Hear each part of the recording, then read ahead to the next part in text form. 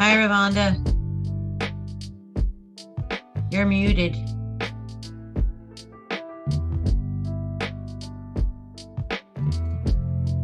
Okay. Hi, everyone. Hello, Ravonda. Hey, Rebecca. Hi.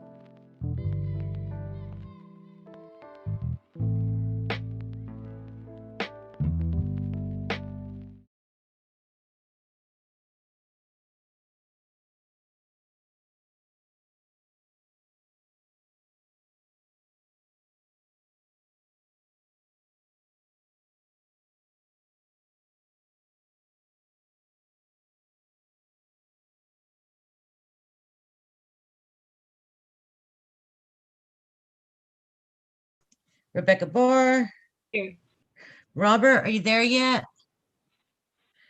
Edric Brown, are you there? Michael Bruno. Is Michael here? Okay, so I'm Yes, guessing he's I'm gonna be. on. Hi, Michael. Hi, Mike. Okay, so the first thing on the agenda, let's move on to approving the meeting minutes from December 9th, 2020. Can we get them on the screen? The meeting minutes, I presume all the board members have had a look at those. Are there any questions that the board members have regarding the meeting minutes from December 9th or comments? Okay. Are people ready to vote to have them put into record? If so, can I get, sorry, hold on. Okay, can I get a motion to put the meeting minutes into the record? Oh, thank you. Thank you. I'll make that motion, Rebecca Wolf. Thank you, Rebecca. Can I get a second on that? A second. Okay, all in favor, please say aye. Aye. Aye. Anyone opposed? Please say nay. All right, thank you. The next item on the agenda, Claire Cousin is going to give us an update on the resident cleaning supply project that HCHC is working on to provide free cleaning supplies for the residents at Bliss Towers. So Claire, if you want to give us an update on that project and where we're at with that now. Sure. We're rescheduling the date to the 23rd. I believe it's the same time, and we're gonna pass out flyers with the new date and time on it. And it's social distancing. We'll have everything set for you. You just come down, and the supplies will be given to you. Okay, so people are just going to come down and get it rather than us doing hand deliveries. I believe so. Okay. Does anybody have any questions about that? Do you need assistance from any of the board members? And if so, just, let us know. People to help out with this. Okay, I'll keep you guys posted. Okay. Okay, next item on the agenda. First of all, let me just apologize to the board for getting those documents out as late as I did. Most of the day. We do not have to pass this resolution tonight. For most people, this is the first time they've ever seen these documents, right? So this is really, this is a process of getting and feeling comfortable. There's a lot of technical stuff here. It's a commitment. So, I think we get as far as we can get today. We have Drew Robinson and Liz Peters from M&T Bank here, and they're here to give us a description of all the documents that we have. Tim will help us with that too. Ask as many questions as you can. And at the end of it, we'll see where we're at. So if that works for everybody, then Tim, do you want to say something before we hand it over to M&T, or should we just move on to M&T? to do this, to start, to start the meet, to kick this off? Yeah, well, I'll have Liz and Drew explain the two loan applications or loan processes that we're interested in pursuing. And then if the board has any questions, they can go ahead and ask those questions to either Liz or Drew, and then we can summarize it for the board after Liz and Drew are done with their question and answer and their presentation. Okay, Sure. is everybody comfortable with moving on like that? Okay. Sorry, Liz, go ahead. Is Drew on? Yes, he is, Liz. I am here. My video is not up because I use my work computer because it has better and more stable internet connection. So I'm using the voice through the phone, but I can see all of you guys on the Zoom meeting here. I see the whole cast of characters. So if you need anything from me, I'll pipe in. Okay, thank you. Thank you, Drew. The documents that are up, for some reason, I'm not getting them. So Drew, is the one, so I'm guessing that the one is my line of credit, which is the interim financing, and then the other is your application? Yes, that would be correct. So that's correct. Okay.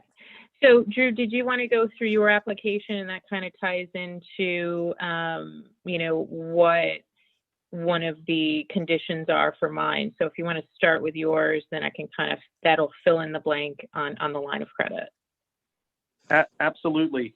So, but before we get too deep in this discussion, I kind of want to reset the stage, if that's okay, for the entire board, because I don't know if there are any. I'm not as familiar with everyone here. I'm obviously getting to know you guys too.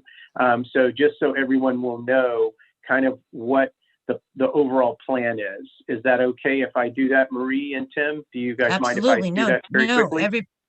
We are okay. Eager to hear. Okay, terrific. So quickly, what is happening is the Housing Authority is securing basically what amounts to kind of like a line of credit.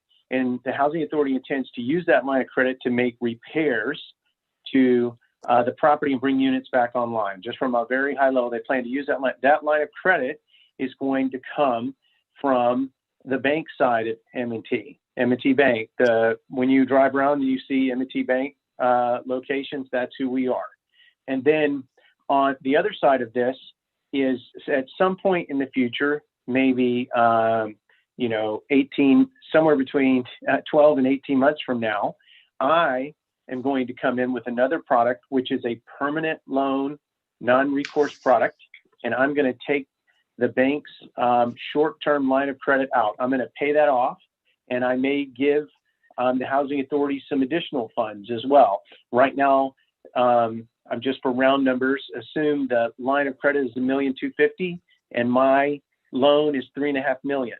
So as you can see, there'll be plenty of money from the FHA loan to pay back M&T, our parent, the bank company that owns M&T Realty Capital, that short-term line of credit. And then you will have a 35-year fully amortizing loan, which is the agreement and is named in the short-term line of credit that Liz is bringing to the table. So Liz and I basically work for the same organization. We're in different divisions. She's on the bank side, and I'm on the long-term real estate asset-backed lending side in the FHA group. So the first thing I want to do, and Marie said this, from the front, that like no decision has to be made tonight, and that's fine. But I told Tim this, and I'm going to extend these same assurances to the entire board. So let's say hypothetically that we make the line of credit, then we're working on the permanent loan side of things, and the Housing Authority says, we really don't like working with Drew Robinson at M&T Bank, and we would prefer to work with, someone else.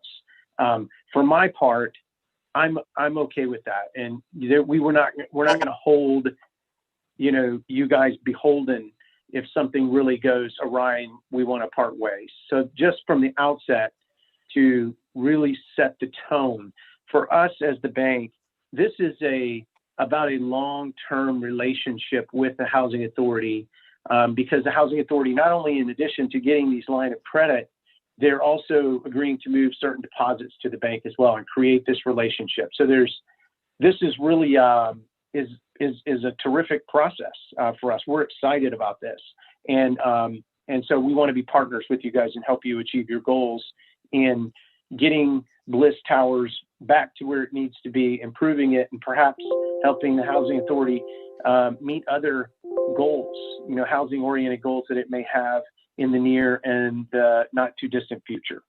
So that's that. I wanted to say that first of all, and then I can keep going. I can discuss whatever you want me to discuss, Liz, but this might be a good time to pause. Sure. Do we want to pause and see if there are any questions at this point? And then we can go over the line of credit and the application that they have in front of them. Does that sound good? Yep. So any questions from the group at this point? So can I just interject here, because I'd like to make sure that I'm sort of understanding, putting it into somewhat different words, I guess. But really how I see it is that the board has a short-term problem and a long-term problem, short, medium, and long-term problems. So the short-term problem is we know we have immediate needs that need to be addressed at Bliss Towers, but there is a gap between what we can do with our existing operating budget and what we need to do. So we have been exploring, looking at various financial products to see if there's one out there that allows us to meet our short-term goals, right? We also have a long-term goal, which is a bigger project, more comprehensive, and more sustainable to meet the needs, not just of our current tenants, but our tenants in the future. And that there really is a gap here between where we are now and that. And so we need the time to arrive at where we want to be. And once we arrive there, we would have the budget or the money to pay off this short-term, what did you call, I'm calling it a bridge loan, but I guess it's a line of credit. Is that a summary that makes sense? And is it correct? Anybody? Yes, I think that Yes. is summarized quite well. Yep, that's it. So, I mean, is there anyone on the board that just wants to sort of talk about this in the big picture and get a sense and understand what are the sort of, where the, I mean, I know it's kind of complicated, these financial tools, but start anywhere.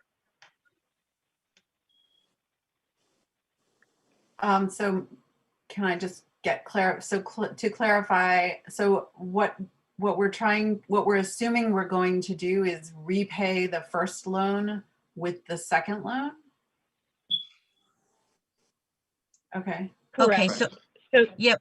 Can I just answer the question though before M&T Bank does? That depends on what the board decides to do, right? So the M&T Bank has an offer here that would suggest a longer term partnership, right? Where we would apply for this larger FHA loan and that would pay off this smaller loan, right? But don't forget, but we may end up deciding to take a different route, right? To work on a different kind of project on a different scale. So this loan is designed to be short-term so that we don't have long-term debt attached to the immediate needs that we have to address today. But the idea definitely would be that we would pay this off as we move into the comprehensive longer-term plan. Does that make sense? It doesn't have to be the product that Drew just described that pays this off. I think it makes sense, but it's not like, again, like just getting it before this meeting. I mean, cultivating questions, it's hard to digest it all. So I think as a board, the conversation needs to be had, but it's easier to find questions to ask when we know what our plan is going forward. We haven't really discussed that as a board, so it's kind of like, I don't know what to ask. I understand that. And so the plan going forward, so I guess how I would answer this is, we aren't going to be able to answer the question of the plan going forward until we begin the process of answering the question of the plan going forward. Right. This is the idea behind the bridge loan. And again, we don't have to decide today. So, there's the big picture questions, and then there's the minutia details of the documents. The idea is that this would be the first step that would allow us to plug the gaps of our immediate needs while we're trying to figure out what the long term is. Right. And have we, I mean, have we passed a resolution about the renovation of the offline apartments? I mean, do we have like a firm commitment to that as our goal? Because if that's what the short-term loan is all about, then I feel like that would be a step perhaps in the direction of clarity. That's like partially my question too, which from my understanding this whole time, the idea has been, we have 25 offline apartments. This loan would pay to get them fully renovated. We need a new elevator and the roof. And so the actual paying off of the loan and also a lot of the intricacies provided in the resolution, I just don't think we're part of the same plan that we were all on the same page of. So that's. And which part is that? I'm sorry, Rebecca. So I guess the big thing is really that it's almost like there's real conversations that we need to have, and we need to have before, I mean, first of all, from my understanding, we were just talking about the 25 offline apartments at Bliss. But now when I'm looking at this resolution, which, is it okay to talk about the resolution now? I would think it's all. Yeah. So Yeah, it's all on the table. We're now talking about Bliss Towers and the low rises, right? And we all know we need to do whatever we can to make sure this housing is suitable for people. And this is yet, another part that's kind of like wasn't part of the conversation that we were having. Which part of the resolution do you feel doesn't address that? So the part of the resolution that says, whereas the Board of Commissioners of HHA, the HHA board, determined that the physical condition of the HDFC-owned buildings known as Bliss Towers and the low rise is below optimal standards, and a substantial renovation of both Bliss Tower and the low rise is desirable. Okay. So in this resolution, we're talking about substantially renovating both Bliss Tower and the low rises, Columbia Apartments.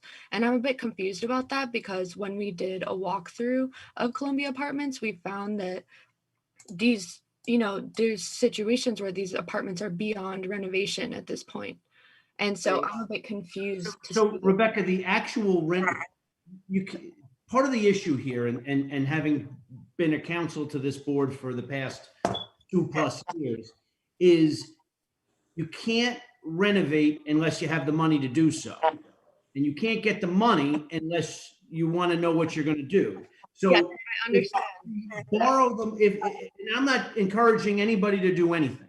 I'm trying to explain the actual resolution, which is renovations are needed. However you classify those renovations, I don't think you can put in this resolution because we don't know exactly what that money is going to be used for. Is it going to be used for the elevator? Is it going to be used for the roof?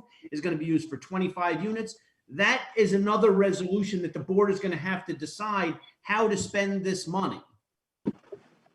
But you have to make an application to see if we can even get money before you can decide how you're going to spend it, because otherwise we're forming resolutions to spend what we don't have the money to do. Can I just ask a question? Rebecca Boer, are you concerned that the language of the resolution as it is just locks us into something that we're not like, or doesn't necessarily lock us in, but just sort of implies that we're doing something that we have not yet that we don't know that we're doing. We know, I mean, that's why I was suggesting that perhaps like a resolution about the offline apartments in the towers that we know we want to move forward with would be something to add into this mix, or just that the language of the resolutions that we're looking at tonight needs to be made to be more Specific. general. Yeah. Yeah. General. You know, The resolution is to borrow. The actual work has to be the decision of the board. No, I think I understand what there's, I think I understand what Rebecca and Rebecca are saying. I think the idea here is that since we haven't made a decision about the long term for the board, including what we're doing at Bliss Towers, including what we're doing Columbia Apartments, we know that the Columbia Apartments that we are going to have to rebuild. We know that I mean, those apartments are beyond renovating. So I think that the resolution needs to give us the flexibility to say, we may not be able to, in some cases, we may choose to renovate. In one case, we may choose not to. We may choose to rebuild. So the resolution has to be flexible enough in the long term to give us that option. And that's the question. Is that resolution flexible enough to do that? Exactly what I'm saying, because here when I'm reading the wording of this resolution, it is not flexible, and it is actually determining what our desires are, which is a conversation that actually as a board we have not discussed. So No, we haven't. We should. If you look at this, and again, I can make the language whatever the board desires. If you go to the next paragraph, it says, can we get this on the board? Is that, or on the screen? Facility and mechanical systems of Bliss and or the low rise. I'm leaving it as open as I possibly can. Mr. Bruno, I don't think Rebecca finished her, what she was explaining. Thank you, Claire. Yeah. First of all, Shaheem, do you have this specific resolution document that we're talking about? Because it'd be great to get this so everyone can see it, so we understand what we're actually looking at. So, Shaheem, is that okay? I can just email it to you if that would help. I can get it to you. What? James, do you have it? I can send it. Oh, right. So it's. We would have gotten this one because Marie, you just forwarded it. Let me. It's the one that says 41 North Street Housing Development Funding. There's two. Is that the one you're talking? Yeah. Are we talking about number HUD and do they have the same number? Shaheem, it was the last email. It was the last email I sent you, Shaheem. Had those two documents. I have them if you guys want me to share them. Yep. Why don't you put them up there? Yeah, if you've got them handy. But yeah, when we're looking at the wording of this, it's actually discussing, first of all, Bliss Tower, the low rises, which was not part of the conversation previously. And I just am seeing this resolution as of an hour ago. Well, like I say, we're not here we don't have to make a decision. So that it was entirely my fault, and I do apologize for that. Yes. Yes. Yes. Yeah. I mean, it's definitely important to, I'm glad because now we get to talk to Mike Bruno a little bit about this, because I was unsure of who drafted the resolution. And so I'm glad to also know that. And I think that, there's a lot of conversations that could have been had to, really flesh this out. And I, would advise us to have that time, which it seems like we're already advising that. So thank you. Absolutely. I mean, look, this is the first, none of us have seen this document. It was sent out today. So no matter what, we were never going to be able to get through it all tonight. Even if we had a couple of, this is very clear that we obviously have to begin to understand that. And that is the point of this agenda item, is to go through this document, see what we're comfortable with, what we don't understand and what we understand. And we don't have to do it all today. Don't forget, we have a development meeting on Wednesday next week for the Development Advisory Board, which we're going to talk about later. So we can bring this, we can bring this back next week and keep talking about it if we need to. Yeah, And we can schedule another special meeting if we need to. I mean, we can do it any way we want. Yeah, because this is, you know, within developing, you know, what, $1.25 million, it can do, you know, not, it can't build a whole building, but this is a lot of money. And I just want to make sure that, you know, we are making sure that it's managed properly and that we're not misusing funds ever, because Right. Yep. Can you guys hear me?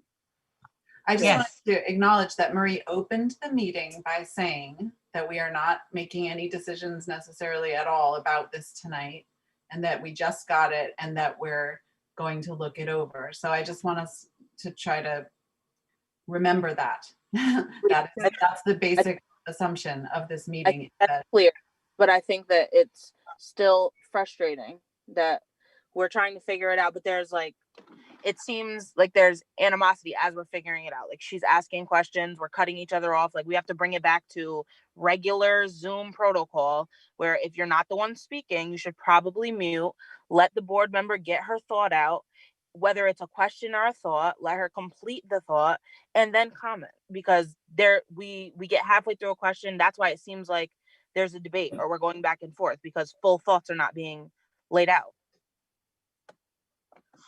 Okay, so do we want to talk about this resolution first? Or which one do we have up? Yeah, this, I think, Drew, is this your resolution? Or is this your part of the?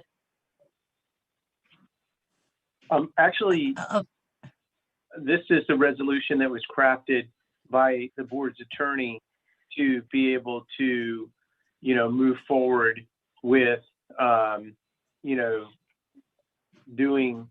applying for the line of credit to try and do the things that you guys wanted to do with the property, the elevator, the roof, bringing the 24, 25 units back online. So obviously, this is just the initial start for, as I perceive it from the board. And in order to do this, the plan is that eventually, I'm not saying a date certain or anything like that, but the board would agree to some sort of resolution that would allow them to move forward with the M&T Bank line of credit.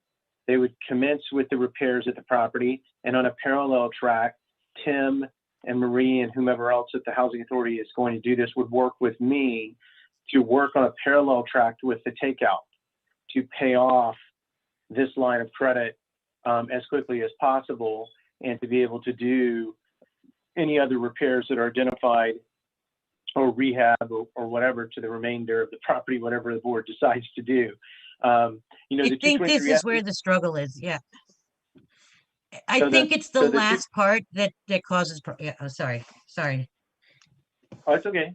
So the 223F is, and the reason the bank wants to see, just so you guys will understand why the bank wants to see a permanent takeout, which is the 223F, whether it's from M&T Bank or, you know, or anyone else, but M&T Bank is the logical entity, because by creating this relationship, we're going to know you inside out. It's going to limit the amount of heavy lift to get the permanent loan. But the bank wants to see the permanent loan because it would be just like if Rebecca loaned me $5,000 and, you know, for 2 years and charged interest. And she said, you know, Drew, you know, I really want my $5,000 back at some point in the future. And so what I'm going to do is I'm going to give Rebecca back her $5,000 plus another, you know, 10,000. And it's a very simplistic explanation, but essentially that is exactly what's going on here. And the loan, my loan, by the way, is a very safe loan. It comes from the government. It's actually approved by the government. All of the underwriting requirements are dictated by the government. Everything's a matter of public record, just like your housing authority minutes.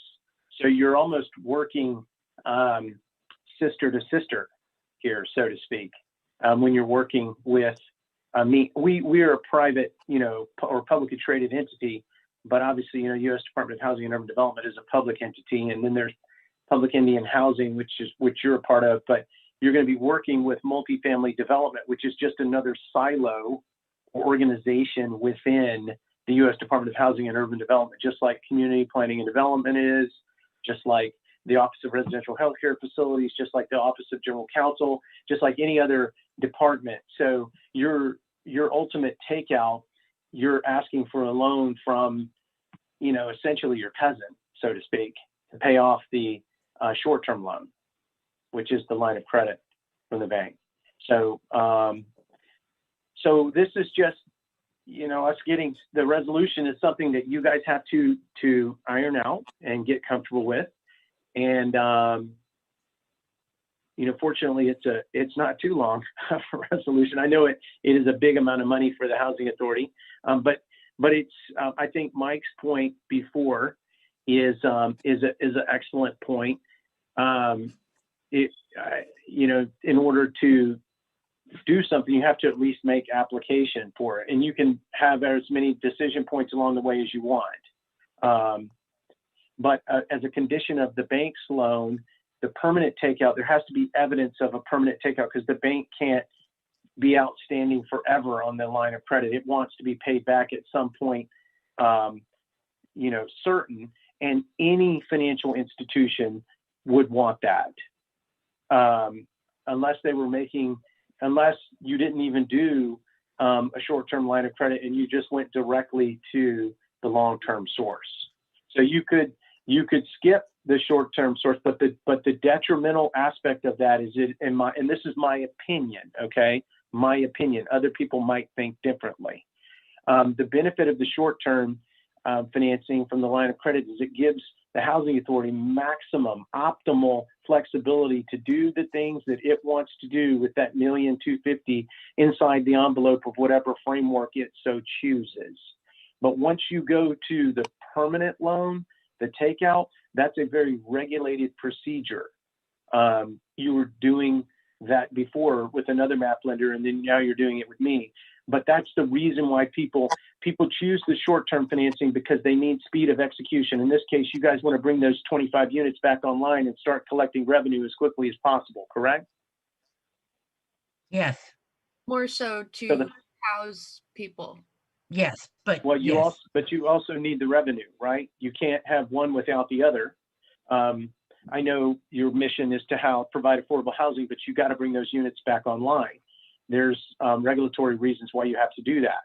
So this is the quickest way. I mean, Tim, how long did you say it would take to do the work and the scope of work, the elevators, the roof, and to complete the renovation of units and have them back online roughly?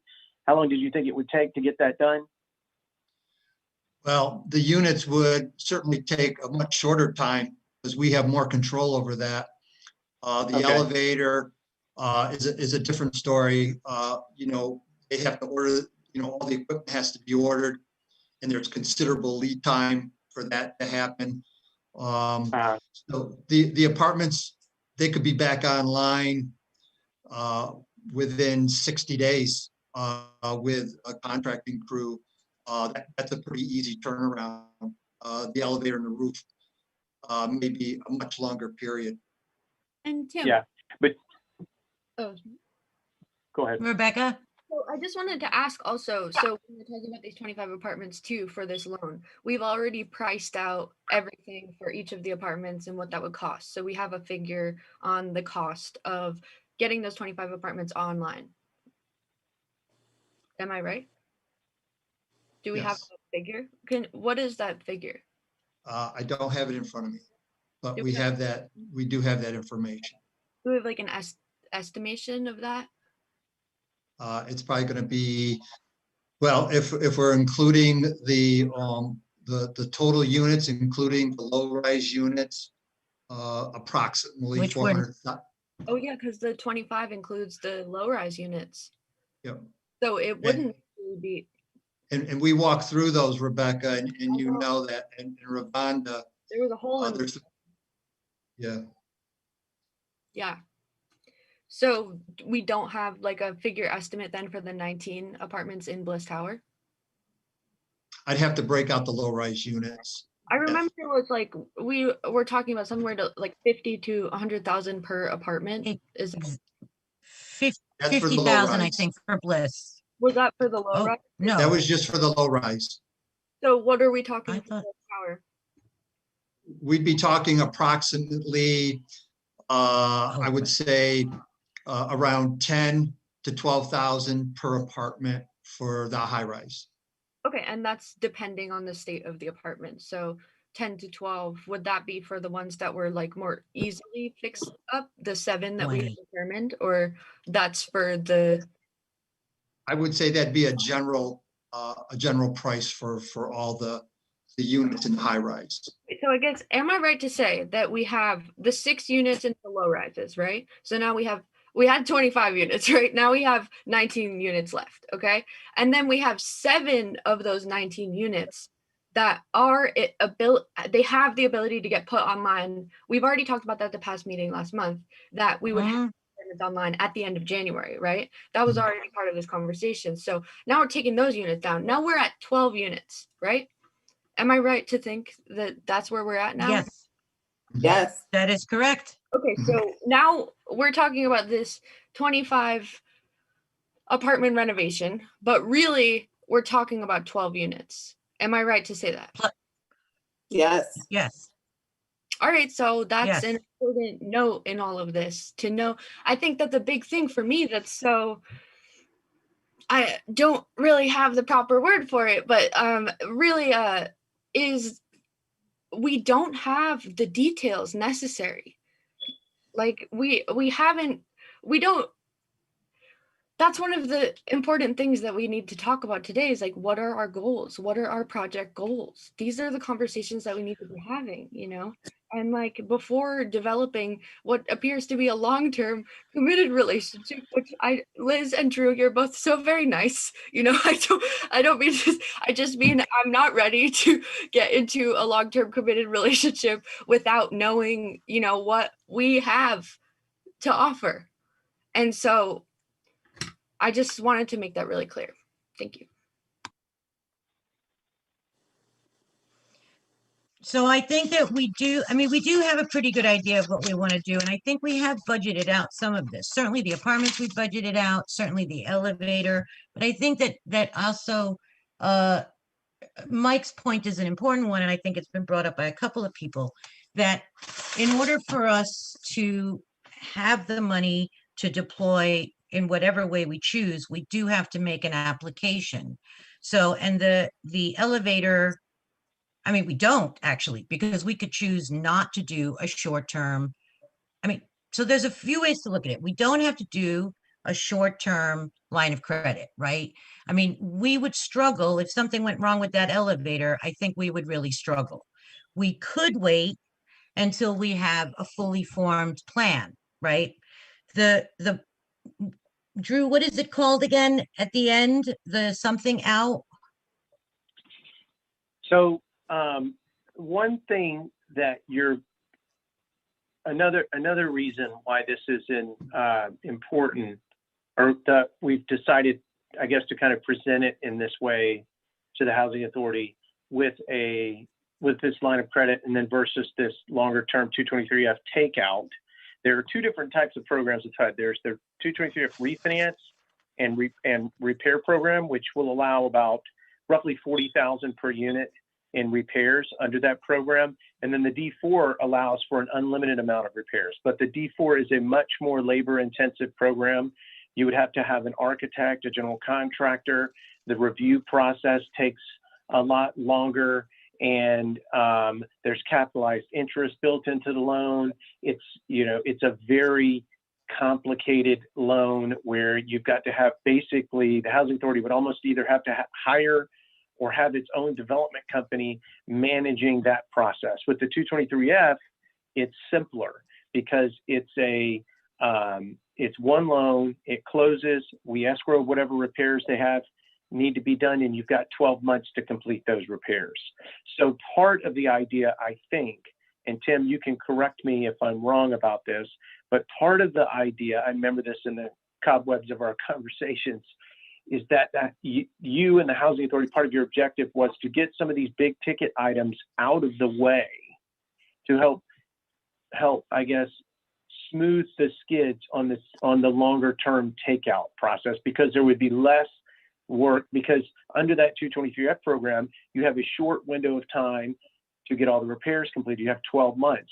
So if you had to bring all these units back online, do the roof, do, you know, the elevators and all of that stuff, you might not be able to meet that time frame, and you would be pigeonholed into the D4 program. So we were trying to provide a mechanism whereby the housing authority with this short-term loan would be able to do as much of the work that's already been identified, by the way, by your RAD PCNA report, because you had a RAD PCNA report, and that report really kind of sets forth the framework and the estimates of cost for all of the work that has to be done to Bliss Towers and the low-rise project. So that's how you follow the bouncing ball. Now, there's a number of ways you can accomplish those repair goals, but what we're doing is we're taking a big bite at the apple with the line of credit, and then we might take another big bite of the apple with the 223F, and then you're done. And you've got an asset that is built to last for another 35 years with a small loan. Even at $3.5 million, Tim has indicated to me that the fair market value of the property is roughly about 10 million. So you'd be at about 35% loan to value, which is a very, very safe and, not a high risk loan in terms of the economics. It seems like a lot of money to you guys. I'm not trying to diminish that point, but in the grand scheme of how we look at these deals, it's not a tremendous amount of money. Am I still there? Yes. Yes. Okay. So Drew, thank you for that. So if I could just speak for the board, and to Claire's point and to Rebecca Boer's concerns, I think we need to sit down with the board and clearly define the path we want to go down as far as our short and long-term goals. I think we've hinted to the fact that we have some different ideas, but I think collectively as a group, which we haven't done yet, I think we need to sit down and clearly define the direction we want to go in and have a consensus. Then I think we can have a better conversation about the financing, if financing is a reasonable and feasible option for us. And things are changing all the time at the state level, at the funding levels. So I think we need to look at all that. Is that a fair assessment for the board, for us to kind of stop the conversation now, and then I think maybe meet in a week or two at a special meeting and solely dedicate that meeting to the conversation about what our path is going forward? Absolutely. May I Drew, just, yeah, I'm sorry. can I just add something to that? Because I think one of the things that I get confused about here actually as well is, we keep talking about the long term and the repairs, but this board is having a conversation about, a much more comprehensive look at what are we going to repair and what are we going to rebuild. So, the long term of this, I keep forgetting the name, the buyout, but the get out, if you will, of the short term loan.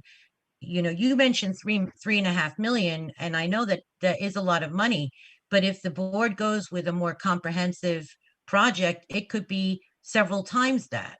So, the bottom line is, I think the hesitation here is this idea that the board has decided what it's going to do in the long term. It has not done that yet. It has only decided what repairs it needs to make in the short term. Is that a fair assessment? Yeah. I'm asking the board about if that's a fair assessment. I would think so, in that we need to have these conversations about what our goals are, and we need to all be on the same page with that before, just like Tim said, before we enter into this relationship. So just to be clear, though, there are two different sets of goals. There's the short term and then the long term goals, right? There's the what you have to do in the short term. I think you put it a certain way, Rebecca, the other day, the negotiables and the non-negotiables. So if we keep, if we looking at what we have to fix in Bliss Towers in the short term, there are some non-negotiables. And certainly the elevator is a non-negotiable, right? But there may be some other non-negotiables. And then there's all the stuff in the long term where there's a whole bunch of negotiables, but the core question, which we started talking about last week, which is what our goals are, those are going to be non-negotiables, right? So there's that, it's about the building from small to big and being able to do both, one in the short term and one in the long term. Does that make sense? And this might achieve that, I guess is what I'm trying to say. This might, I mean, this particular financial product. I mean, isn't that how it was arrived at in the first place, is to try to Yes. make that possible? Yes, exactly. Okay. Yes. yeah, So not to, yeah, so we need to have this conversation so we can be able to, also go through these resolutions and get them in a place where we all as a board,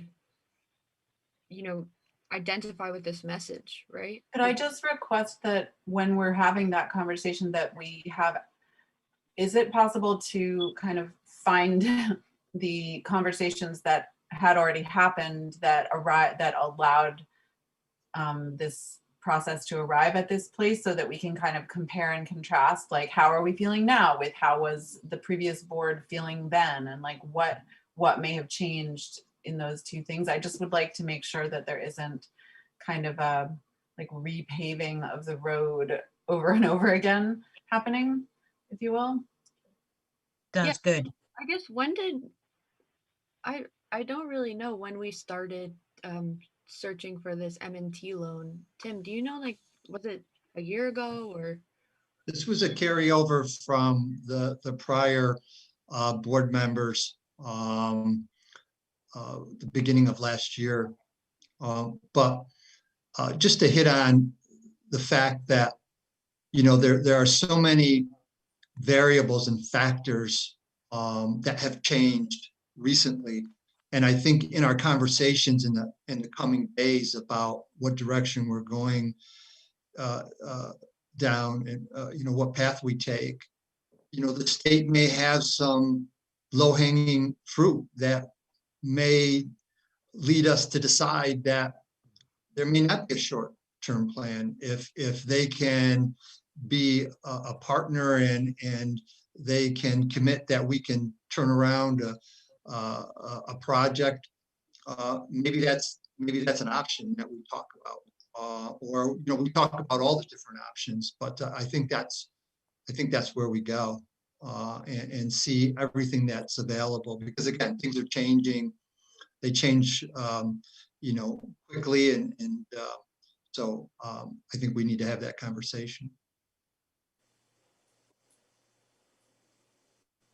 If I may also just say that actually this is not there have been, I think we started looking at these products at least a year ago. I mean, we've talked to several other institutions. Yeah. I mean, we can go back and look. I think we've reached out to Greylock. I think Ravonda might have reached out to Greylock. I mean, I think there have been we have reached out to, I think, a few organizations, if I recall, over the year. So this is kind of an ongoing process of saying no to other financial tools because they really, seemed like they had a lot of hazards attached to them for us. So that's why we're here now. That's why we're talking about this particular financial product as opposed to any of the other ones that have been explored over the months. But I guess what's being said, right, is that, there very well could be federal funding, state funding for building renovations soon, where we don't enter. Yes, there might be. Absolutely. So that's very exciting. That is true. And I mean, the question then is also if those funds became available, I guess the question is how, this isn't a race. It really isn't. So we don't have to make decisions about this right now. The only people that, I mean, we're kind of racing it against ourselves, figuring out how quickly we can move, right? So I think that's kind of part of the decision too. How quickly do we want to move on this?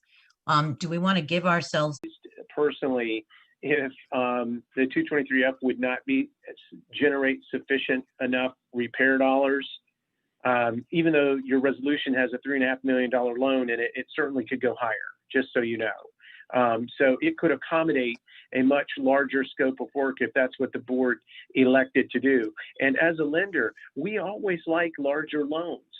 So that's not a big deal for us. I just wanted to toss that out there, and y'all have a good night. You too. Thank you. thank you, Drew. Thank you. You're welcome. Thank you. Bye-bye. Of course. Have a good Thank night. you, Liz. Thank you, Liz. Take care. Okay, so I suppose I guess we'll just agree as a board to meet up again Wednesday next week at 1 o'clock. Is everybody okay with that? Oh, is everybody still there? Sure. We're good. Okay, all right, cool. Okay, so we are going to table this for now. Maybe we can get either Drew or Liz or someone else to that meeting on Wednesday to help us through this. So let's I think just, in yeah, interim before that next week, can we, try to get some firm numbers on what the costs are going to be per apartment and what it's going to take? Because I absolutely. wonder if we can find another channel to do this because it's dire. We need to make it happen, and possibly there's a way to even do it faster. So if we can get those numbers for next week, that'll be. Okey-dokey. I guess I would like to know more about the grant writing process for HHA too. Like I something crossed my desk and that seemed to be indicating that there was, I guess I was looking on the HCR website or maybe the HUD website and saw a whole bunch of different kinds of opportunities. And I wondered, how do we manage that when there are, like, what's our process for deciding what kinds of funding to apply for? That's my question. When I asked about it, I think right now maybe the system at hand is that Tim, you do the grant writing. Am I right to think that? Oh, you're muted. Tim, you're muted.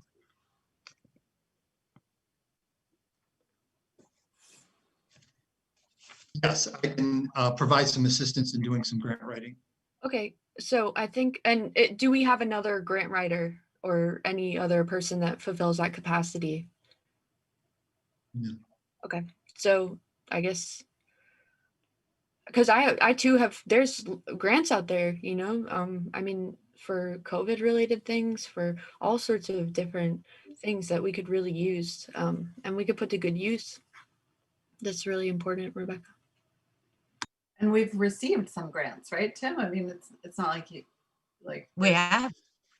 Well, no, technically we haven't. We did apply for a CDBG grant in partnership with the city last year.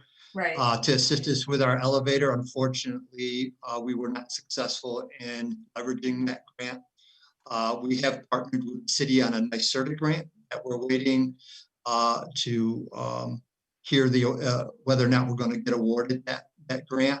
And that's for the purchase of energy efficient refrigerators. But those are the only the grants. And I did apply for a Bank of Greene County grant, and we received a small lump of sum of money from the Bank of Greene County grant, and that was a couple years ago. Okay. And we still have grant money left over for the COVID related, which was one of the things that I had actually talked to Claire about with the cleaning supplies. If we do that again, that would be certainly something that we have a budget for. So we do have that grant as well. Yes. But grant writing, I mean, if we were going to start getting into grant writing, I think we would really have to seriously think about how we would do that, right? Because that takes a lot of time. You almost need dedicated staff for grant writing. Well, and I mean, it's definitely the kind of thing where you can hire somebody, like it's well worth it Yep. generally to hire a grant Sure. writer, you know? Mhm. Yep, we could. I mean, I think that we need to decide maybe, over the next week or two, whether we want to go for the short-term hit, the thing that we know that we have the bird in the hand, and then plan out the bigger picture as we go, or do we want to say stop, rethink, rethink the whole thing?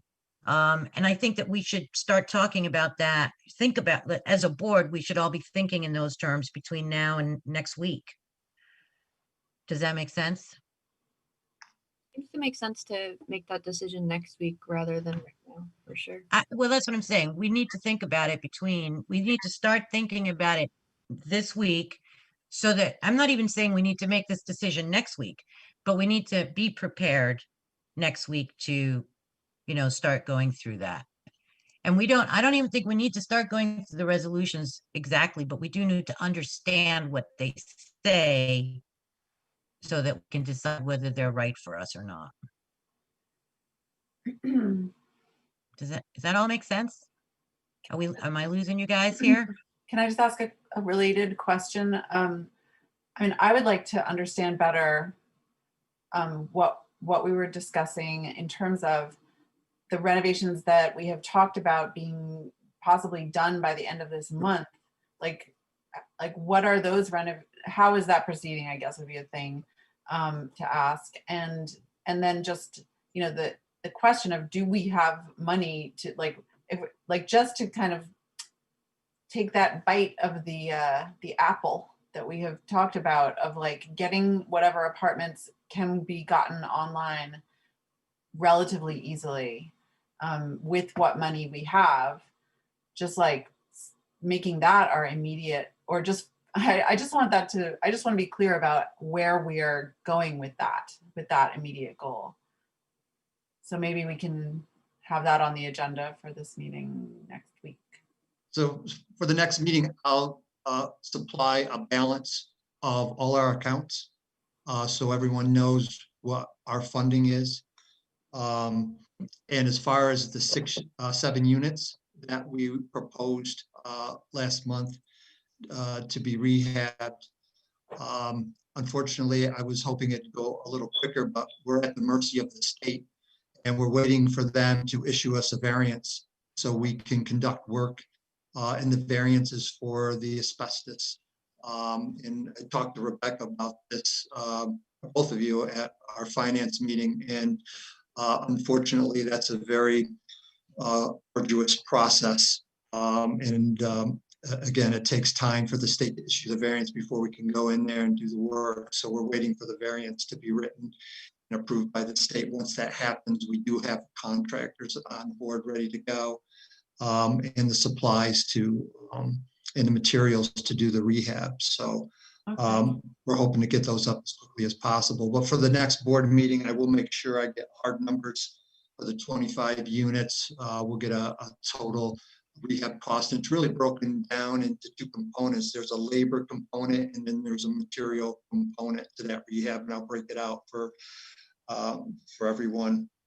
And then we'll do the balance of our accounts. And really the cloud that really hangs over our head as far as using our reserves is the uncertainty of the elevator. We have to maintain a safe building and an accessible building. And, the elevator, again, it's an antiquated elevator and system. So we have to be mindful that if it does fail, we have the resources to pay for it to get fixed. And that's something that we have to be careful of. I think we've had quite a few conversations about this question of how much do we spend rehabbing the offline apartments out of our operating budget, and how much would we need that we don't have in our operating budget. I mean, that's a conversation we've had every month almost, actually, that we can't do them all. Some of them are so far advanced in their decay that we simply don't have the money in the operating budget to get them back up online, that we would need additional monies for that. So, but we'll have that next week, right, Tim? And we can have that basic breakdown in the, yeah. Can I just clarify too? Okay. Yep. When we were talking about the variance, so specifically that variance was, Tim, you said it's like when in an apartment, let's say one of the tiles that actually had the asbestos, or it was about the glue, right? It was like there's asbestos in the glue. So it's just, is it in every single one of those apartments? Yeah, single one. and it's a little frustrating. And I told you about the scenario. So there is not asbestos in the drywall. The asbestos is in the joint compound, but the state considers all the drywall to be hot or friable, asbestos containing. Now, we had our environmental folks go in, they did air monitoring, it came back negative. They tested the material that was disturbed, that was negative, but the state still requires us to go through this variance process to make sure that we're using best practices when we disturb or repair these areas. And every housing authority that was built before 1973 or 6, I forget which one it is, has to deal with this. And it's very, it really puts a big burden on us. Time consuming. And there's no Rebecca, way. you were going to say something? No, I was just gonna ask because like it seems like you've done, I guess, a reconnaissance to figure out, there's not asbestos in the air, which is, I guess, our primary concern as someone that provides housing. So there's there's nothing we can do to work with the state on that, I guess. I've called the state.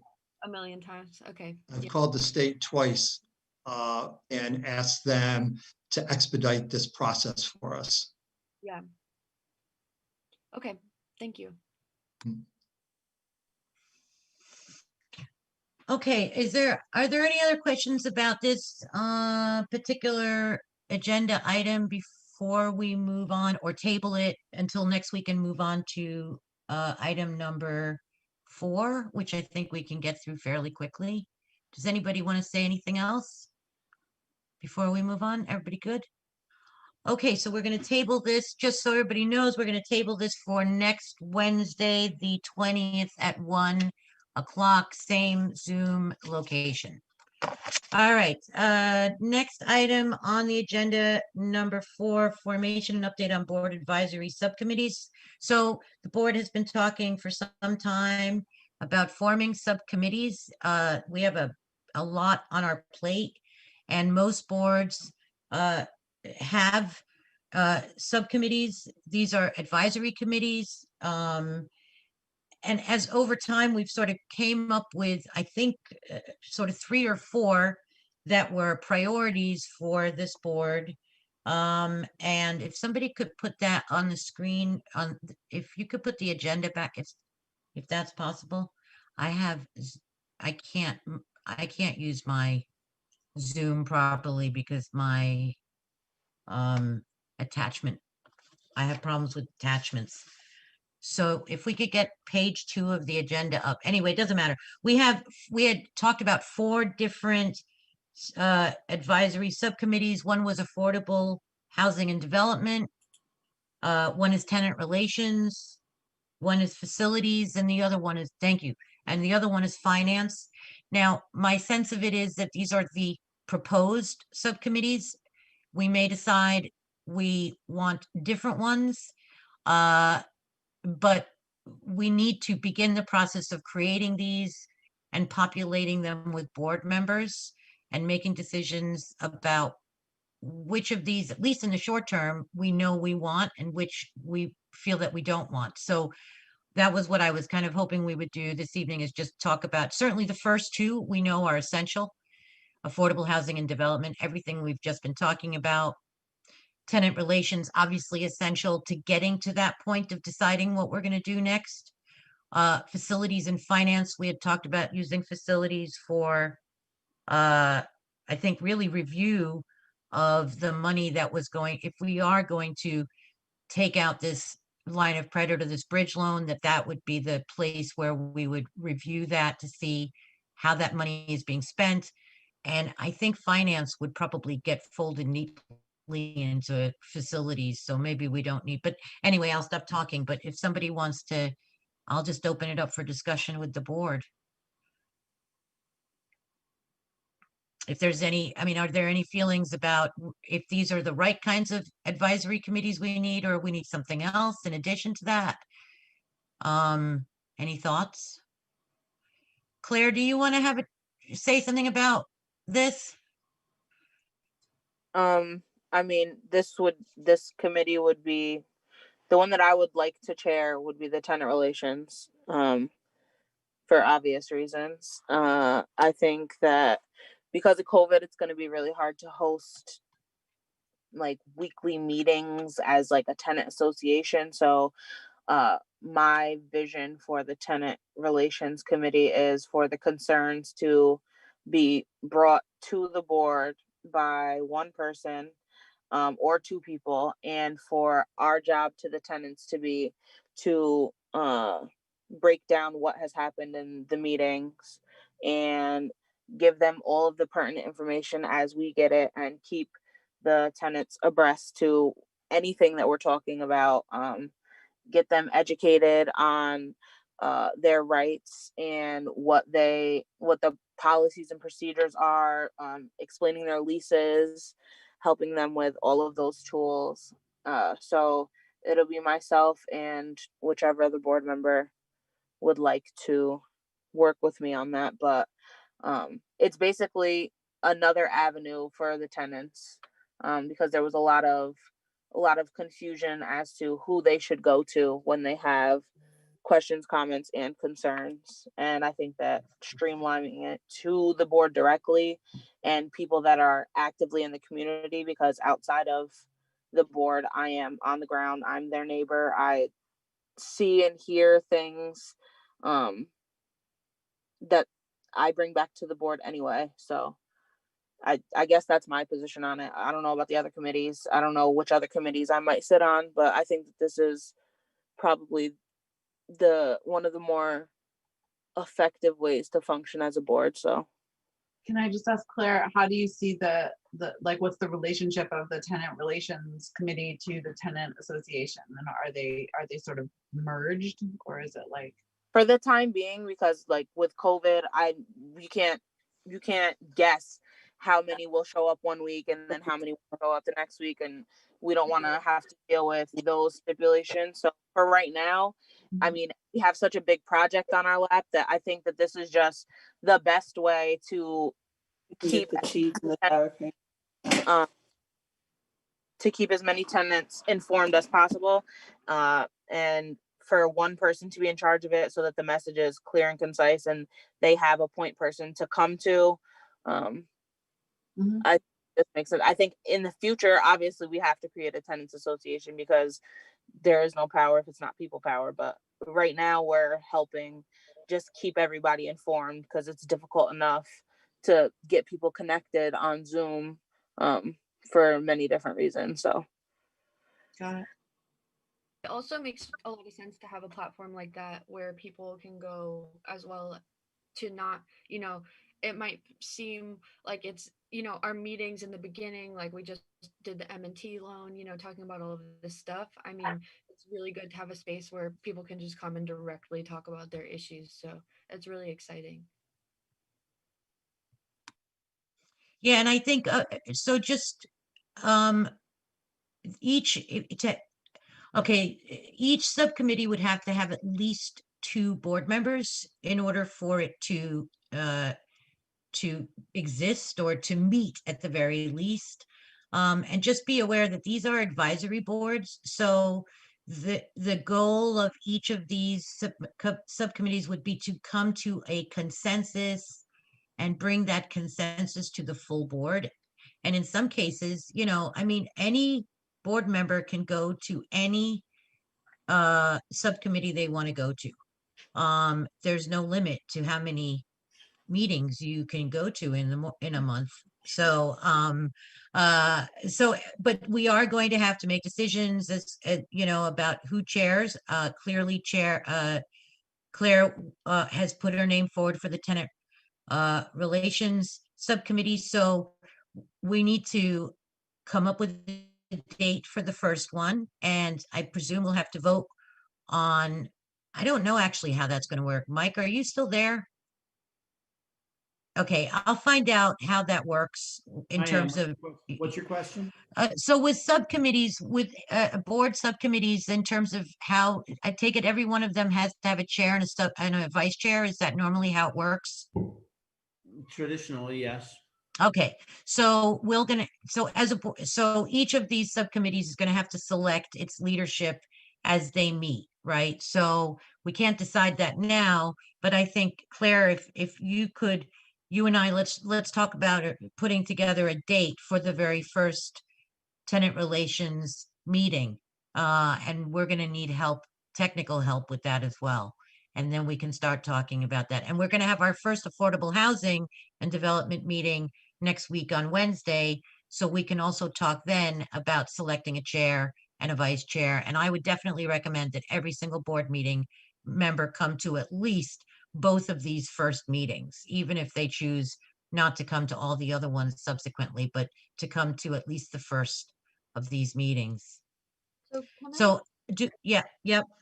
No, I just wanted to make a suggestion because I was looking through the bylaws of the board today, and I know I just want to mention it really briefly, but we do have committees that exist within these bylaws, and I was looking at a couple of different pieces that I thought were really important. So one of the things is that we need to review annually our policies, right? This is like in this document, and so I was kind of thinking just now, and let me know what you all think.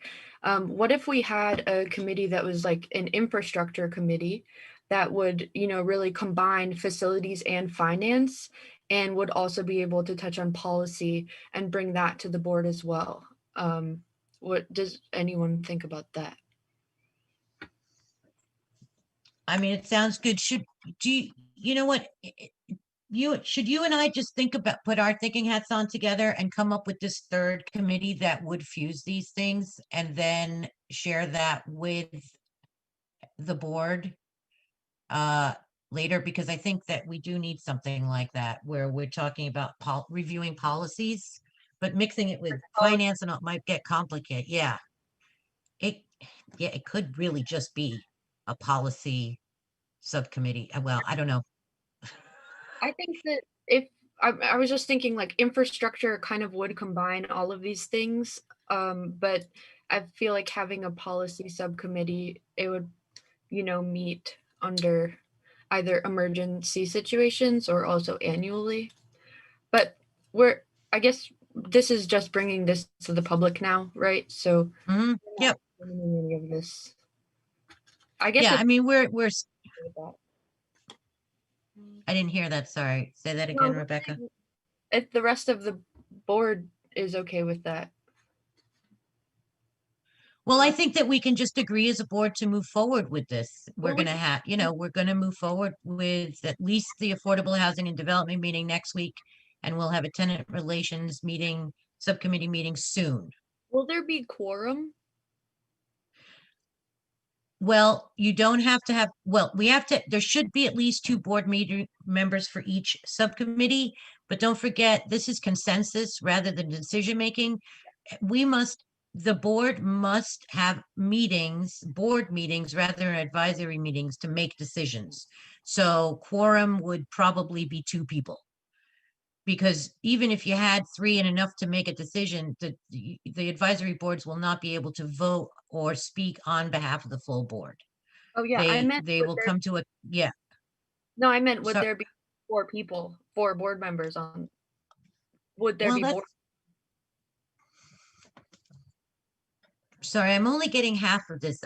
Say that again. Sorry, Rebecca. Oh no, I was just I'm just clarifying. I was just wondering like are we going to put more than 3 members on each of these subcommittees, because in that case we will have quorum. I don't think we have to. I think it really depends on who wants to be on what committee. But we don't have to have quorum, is what I'm saying. Quorum would be two. If you had two people show up for a meeting, that those two people can consult. They can consult with the public, and they can provide advice to the board. I mean, they can come up with a consensus about what they want the board to think about something. So the advisory committees really are sort of the board advising the board. I mean, it sounds ridiculous, but that's pretty much what they are. They're advisory committees. It's a way for us to also reach out to the larger constituency more often than just this monthly meeting, so that we can break things up a little bit because we have such a big agenda. Yeah, I think I guess the big thing that I was getting at is that we have a board of 7 members. If there's 4 Yes. of us that meet, then we have voting capabilities. Will our actual committees have 4 members? That was kind of my question, but No. I think let's just move on. Yeah, they don't have to, they can, but they cannot vote. They can't vote in the sense that this board votes. The meetings will all be open to the public. Yes. Easily. Absolutely. That's the whole point of them. Yes, yes, yes, definitely. All open to the public. And they should be regularly scheduled. And there will be a link on our website, and should be as well on the city website. So we'll get all that information to Shaheem when we have it. Okay, does anybody have any questions about that? Okay, moving along, because I can see that we are getting into the 90-minute stretch.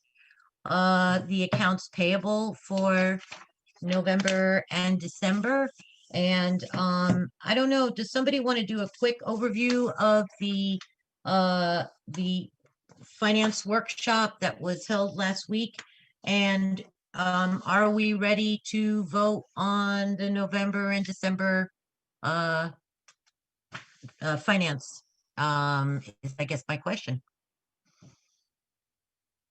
Do we have it? Does anybody want to bring up and talk about what happened at the finance workshop? Rebecca Wolf, do you want to just give us a little overview of the highlights? No? Sorry, I don't mean to put you on the spot. But I mean, basically we just went over, with the person who does the annual accounting, the taxes, basically, who prepares our taxes or prepares our finances for the taxes. We just went over what is her process of, like, how does she produce the trial balance, trial sheet. That was, I think, the main content. But then Rebecca Boer, you might want to. Yeah, so from my understanding, Cindy Gogler, out of Saratoga, am I right? Okay, Cindy Gogler out of Saratoga is the one that handles our annual budget, right? And our tax and annual taxes. I apologize, I am not an accountant, but I did None learn of us a lot are. from this accounting tutorial. So basically, the trial balance and all that stuff comes out of the HHA office, the administration office, and that is created by Trisha and not Tim. That's right. I remember now. I remember everything now. We have this, I'm pretty sure it was a budget for board reports. I'm not looking at it. This is all going off of memory, but it was a budget for board reports. And every time we've been seeing this budget, we've been seeing 4 columns, and there's this 5th column that's been basically hiding, and that ties all 4 of the columns together. So we finally got a breakdown of the actual budget, and at the same time, Trisha also has added QuickBooks, a little QuickBooks knowledge, and she's now added that 5th column. So basically, it seems like the budgets will be a little more sensible to look at, but there was requests that were made for more substantial magnification on certain line items. And so there were requests. I do have all of these notes, but I'll kind of have to. I remember also now that we talked about getting prepared for like getting ready for an annual budget meeting and kind of like the importance of how we're going to go about that, because that is obviously an important feature of, you know, I mean, even though those budgeted numbers are not, you know, they're just that, they're not, they don't necessarily always relate to what the actual expenditures are going to be, that it's super valuable to have them be meaningful in terms of our actual goals for what we want to spend money on. An example of that, from what I remember, was about property betterments and additions. Okay, so when you say property betterments and additions, that's such a wide term, right? It could mean so many different things. And so what had happened was we had allocated, from what I remember, it was $119,000 over the year for property betterments and additions. And so my confusion was like, we can spend this money is here, it's been allocated, why aren't we spending it? Like, there's a real need to use this money, why aren't we spending it? And so I learned at this meeting that it's this thing where I guess you put money into the budget where you don't think that you're going to necessarily spend it, because maybe you'll find another funding source so you don't have to drain your own capital income. Am I right? Or not income, but your own capital.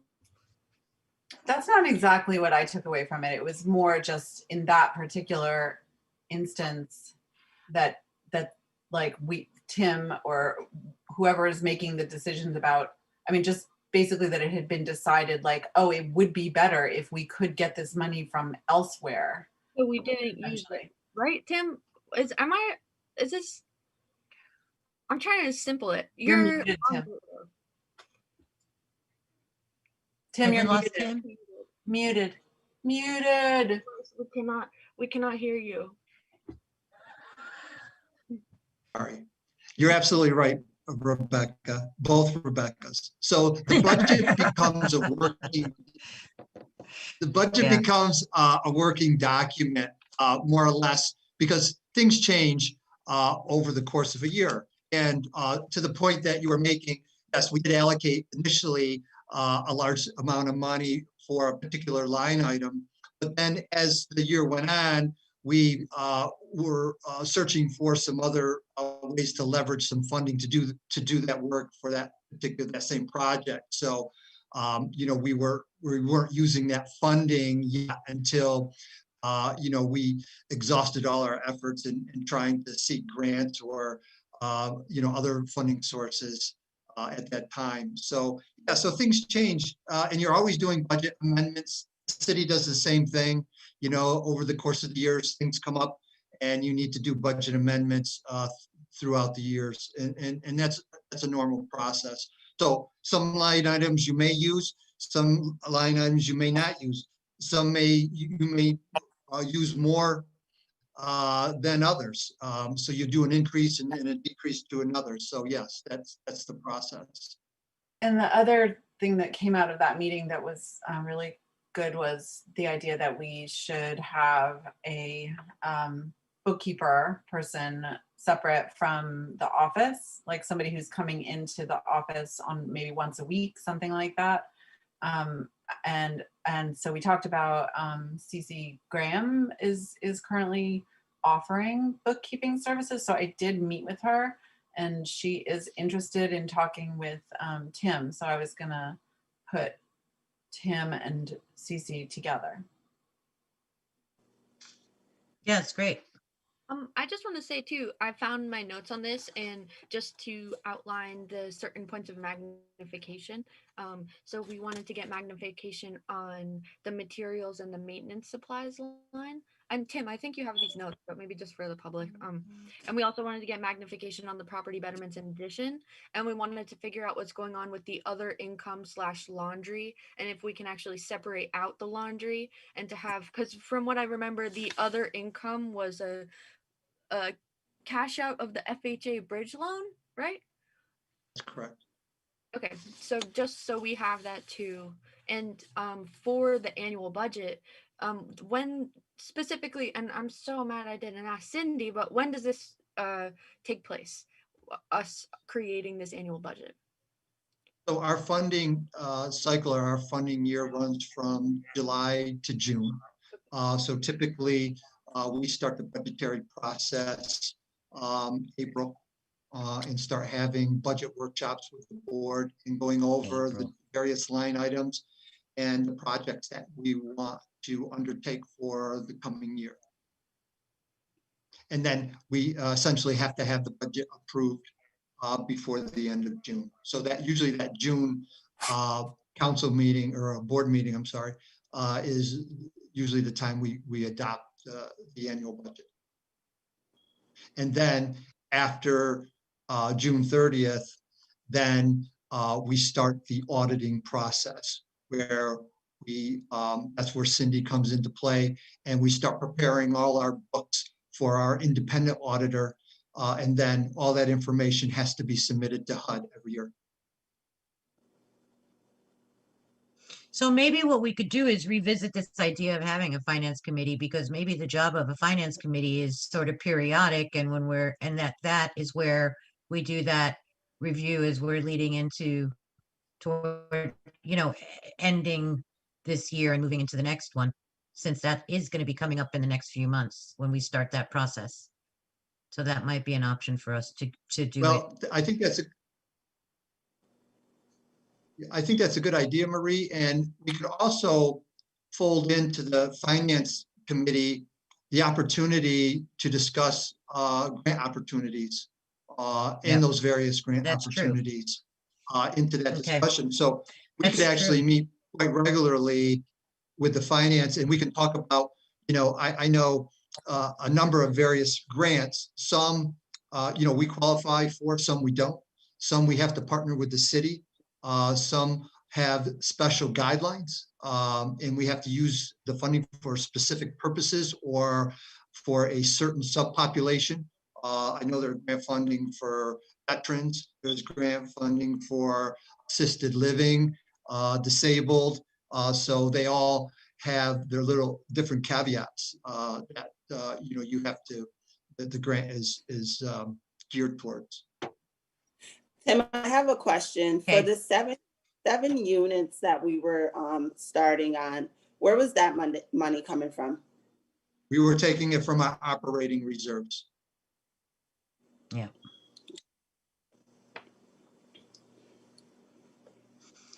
Does anybody else want to add anything regarding the workshop? Yep, Rebecca?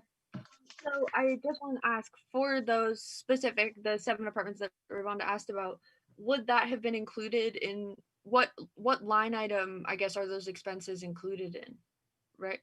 Is this, because we've already Well, bought, That'd be right. I've seen the materials list. We've already purchased a lot of this stuff. I guess that was one thing that I didn't ask in the accounting meeting that I wish I did, because, oh, it must be materials and maintenance supplies, or would this be? it's moved to betterments. It's We what? moved it to we moved it to the betterments section of the budget. But the betterments said we didn't spend any money.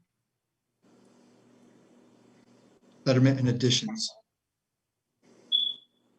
So you moved it when? We spent $700 from July to November on the property betterments and additions line. Oh no, but we did. Oh no. Yeah. The way that I'm reading it is the way that Cindy Gogler explained it. Yeah. I don't know if you have that new one yet, Rebecca. Oh yeah. Not I looking can at- send it to you. Yes, please do. I'm Oh, okay, seeing it, sorry. the documents pack that we got. Yeah, there it is.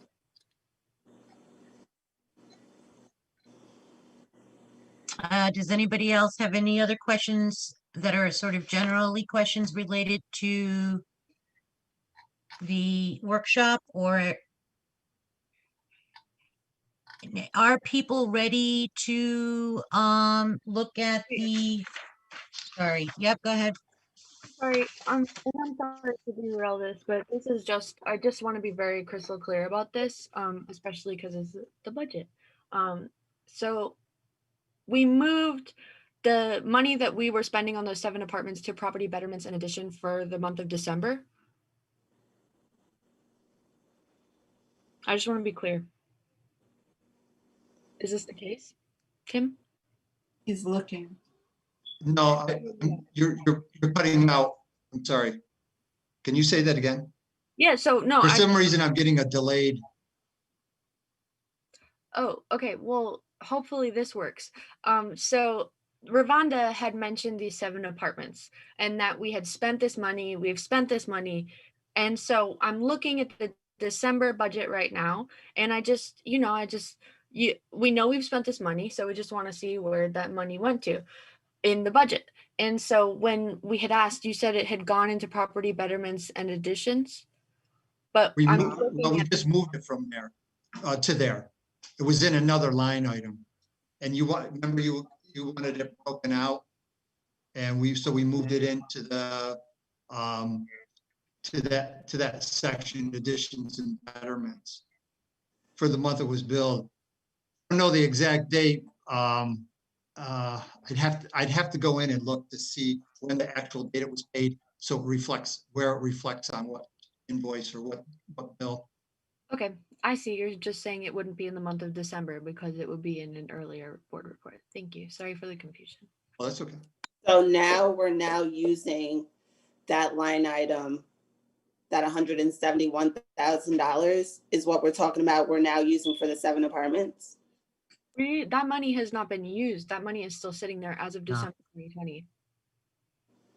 We have So- 117,000 allocated for property betterments and addition that is waiting to be allocated for property betterments and addition.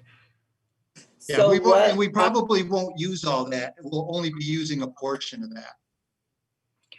Because I wonder, because when we're talking about like the 25 apartments, right? But we broke down the 25 apartments, right? So we have the 7 apartments in Columbia Apartments, the low rises, and then we have the 19 additional apartments, the 7 that we're able to get online quickly. Those 7, $117,000. Can we? But we've already got the materials. The holdup is not materials. It's not literally, The variance. yeah, variance. yeah. And that's going to apply to all of the apartments that when we move forward. And the thing to remember, one of the reasons why we didn't allocate it for all the apartments is because some of them we don't have the internal capacity to do. So the ones that we did decide to do was because we had the staff that was capable of doing that. So that was the only reason why we only broke out that we haven't allocated more money to the other apartments because we just don't have the staff to do those. And that's a different conversation going forward. Yeah. Wow. Does that make sense? we don't have the staff to do anything, correct? When it comes to renovating apartments? No, we can do updates, but proper renovations, Ravonda? No.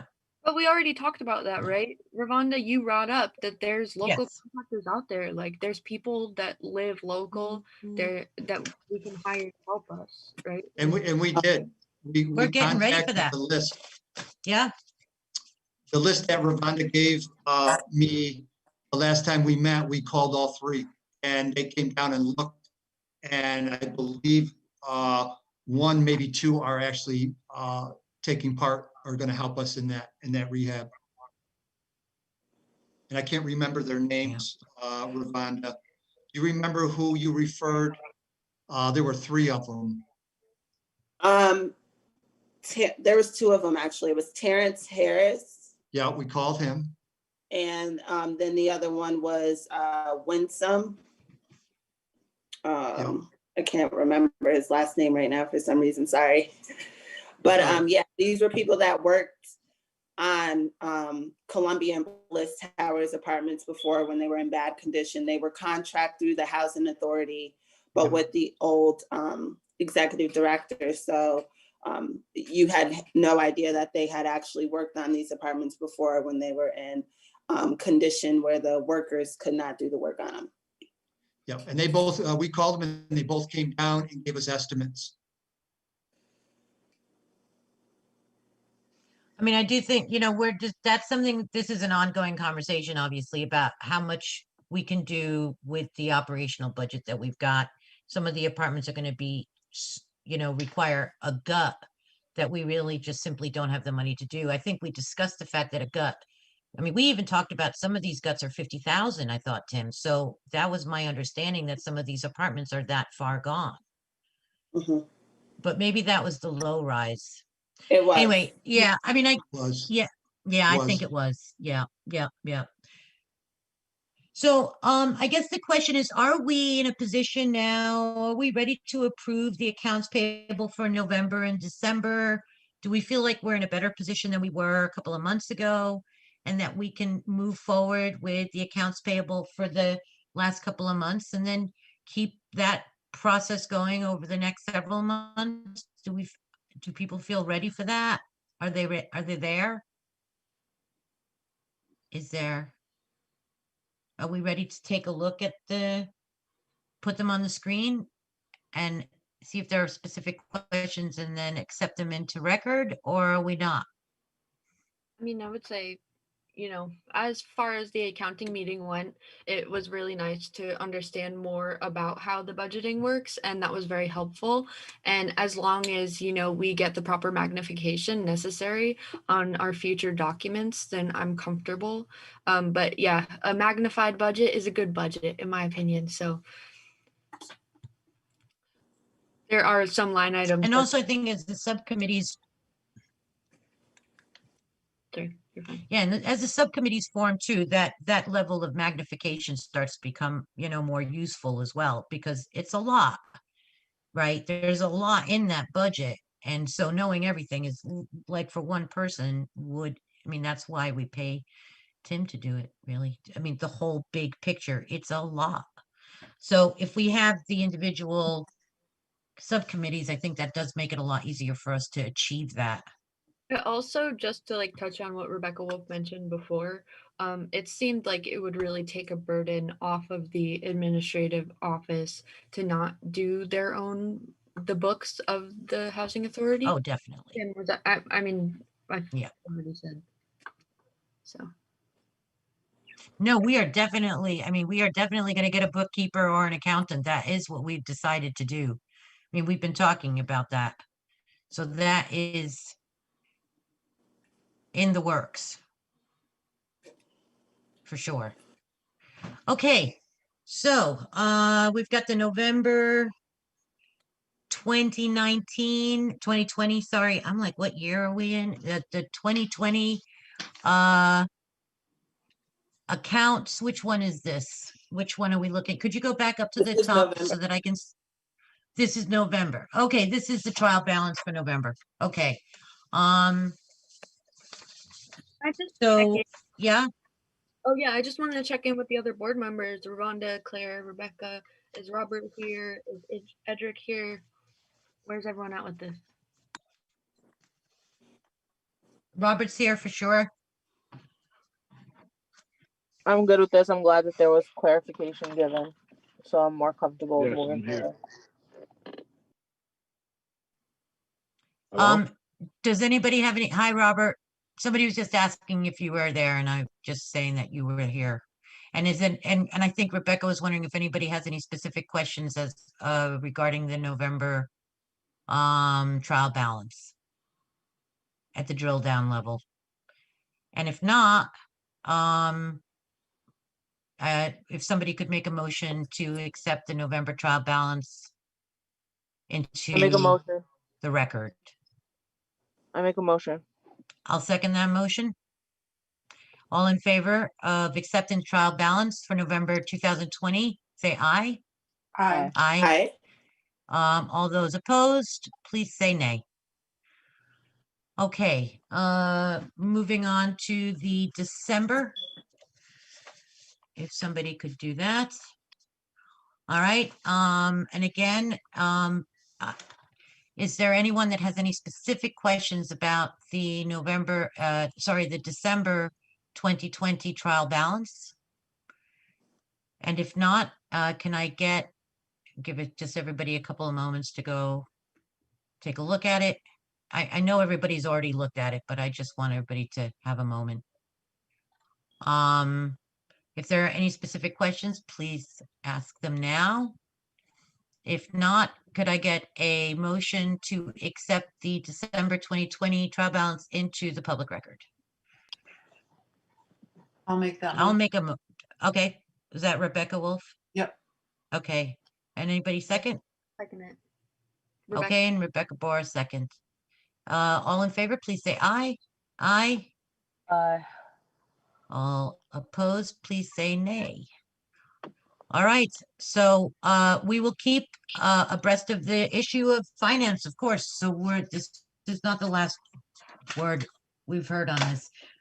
Last but not least, of course, is the report from resident commissioners. Edric and Robert, would you like to say anything? Yes, this is Robert. Good afternoon, good evening. Hello? Hi, Robert. Yep, we can hear you. Okay. I just want to be sure. First, I want to be a part of that tenant relations board. So Awesome. just to make sure I put that out there. Second, we have a problem with the young teenagers want to congregate inside of the stairwell of the building, smoking, playing music. Tenants are complaining. I've spoken to them myself numerous times within the last month in the stairwell, and they refuse to not hang out in the stairwell. So how will we deal with that situation? Can I make a suggestion? Absolutely. About how many kids was it? 7. Today there was 8 kids. Okay. I About think 2 days ago it was about 6, and it's the same kids every time. okay. My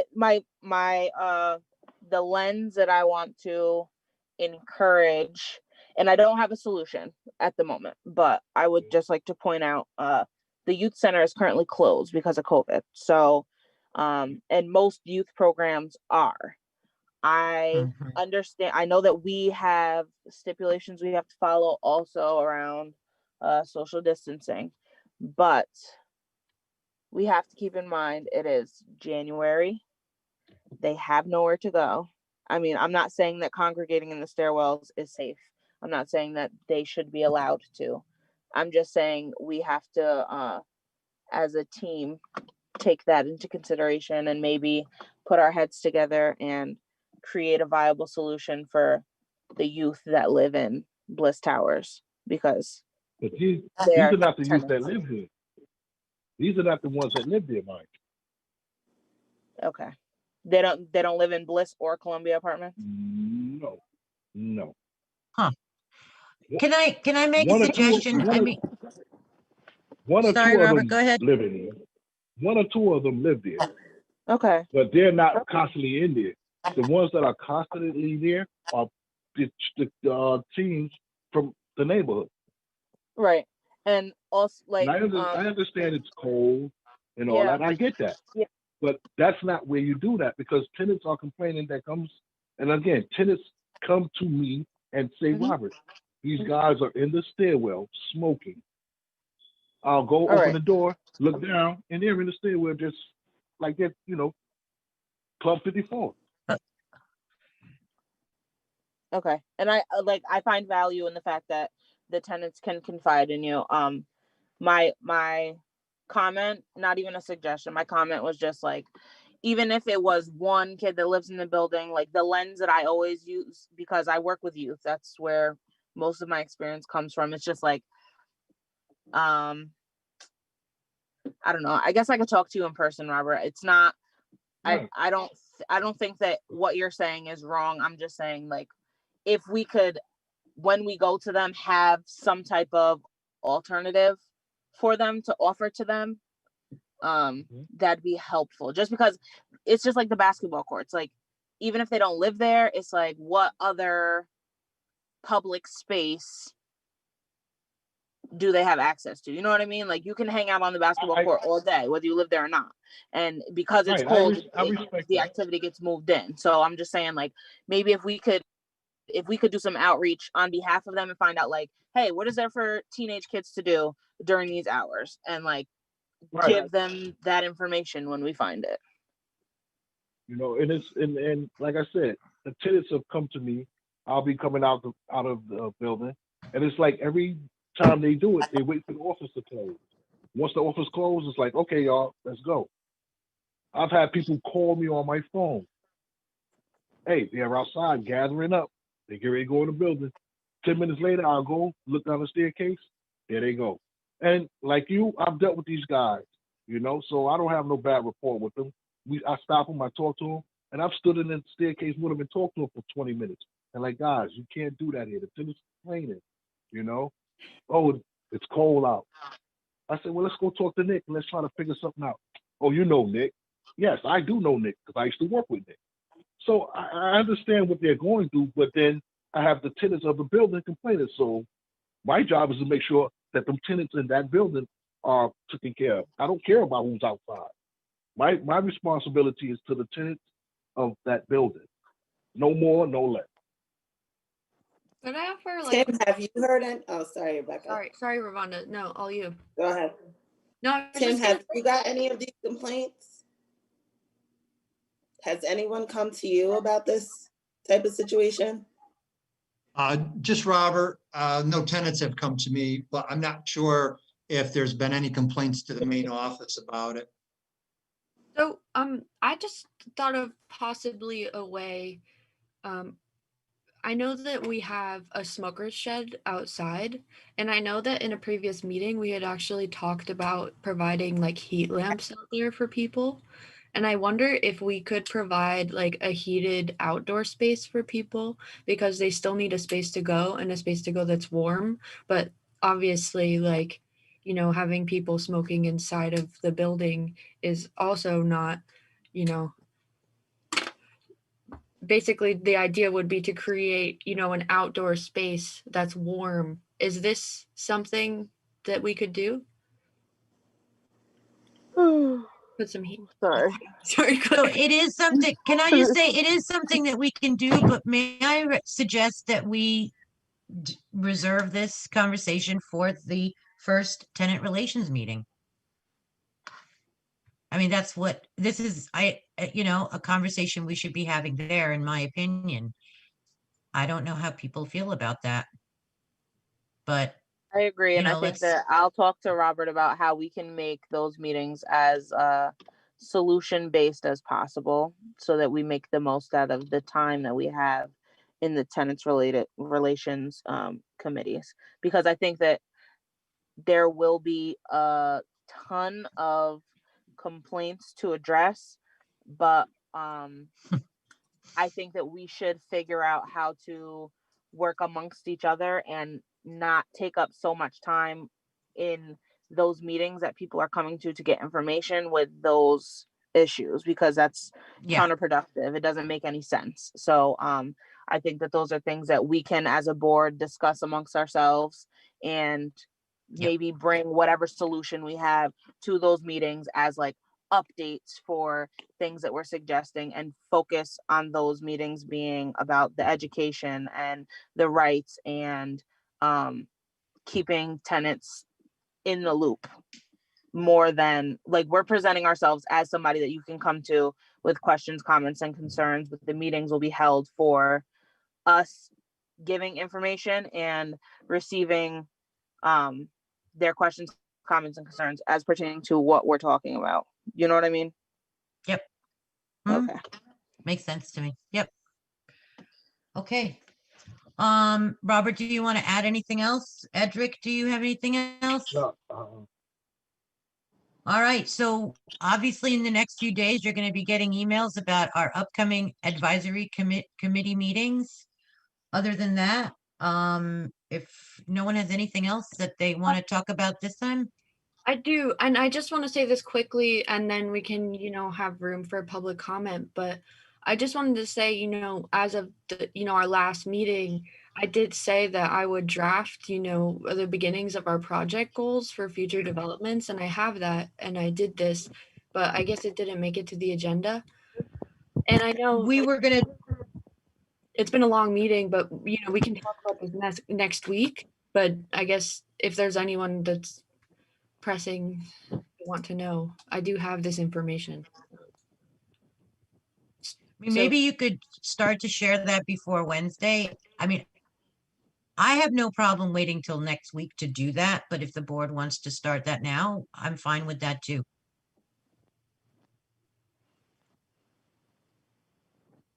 It's What does everybody want to do? I have a comment when after you guys decide what you want to do.